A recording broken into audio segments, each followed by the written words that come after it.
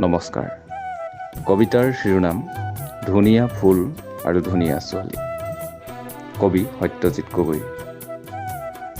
ধুনীয়া ফুলৰ দৰে ছোৱালীবোৰ কোমল পাহিতেৰে নোলাগি যিদৰে ৰঙীন হৈ থাকে, সেইদৰেই ৰঙীন হৈ থাকে ধুনীয়া ছোৱালীবোৰ। চকুত ভমকা ফুলীয়া চাৱনি, দেহত সুগন্ধিৰ সুবাস, কাৰ্লি কাৰ্লি চুলিৰ চেম্পু গোন্ধ, গৰমত বিৰিঙা ঘামৰ টোপাল আৰু ডেকাহঁতৰ থৰ লগা চকুবোৰ। ধুনীয়া ছোৱালীবোৰে মনত সাঁচি ৰাখে গোপন প্ৰেম, যিদৰে ফুলবোৰে সাঁচি ৰাখে সৌন্দৰ্য।